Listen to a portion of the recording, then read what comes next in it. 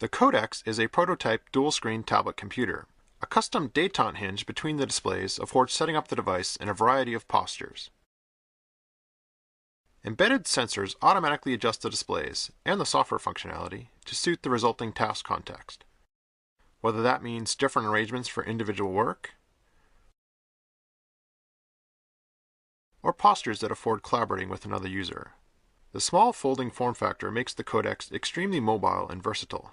It also senses when the user detaches the screens.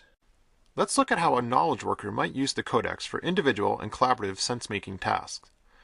Joe Researcher is interested in electronic notebooks, but he needs some inspiration. Hey, Joe. Morning, Morgan. Hey, what's that? Check this out on Flickr. There's all these photos people post of their moleskin notebooks.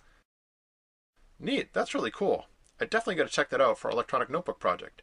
Yeah, you can help me put together some cool stuff for our group presentation. Yeah, sure, no problem.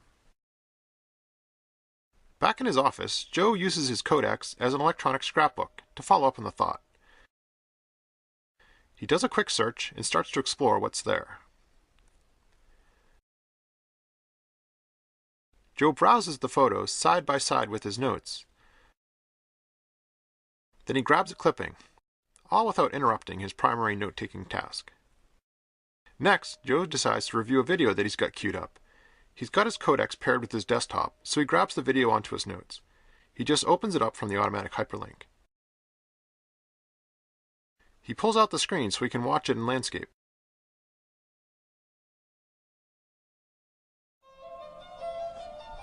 While he kicks back and jots a few notes. He just pops it back in when he's done, and he's back where he left off.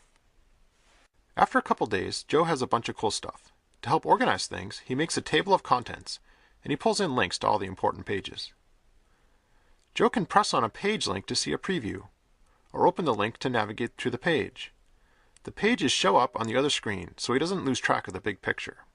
To make the most of the small screens, Joe puts some details into sidebars. He just lassos what he wants, shrinks it down, and makes it into a sidebar.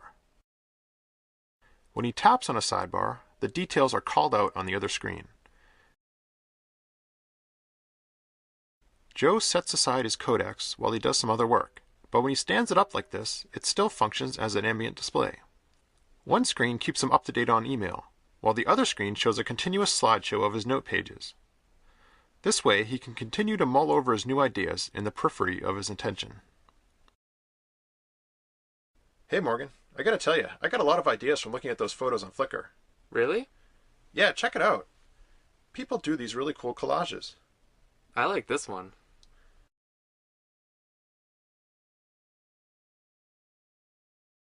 Yeah, and custom covers are big too.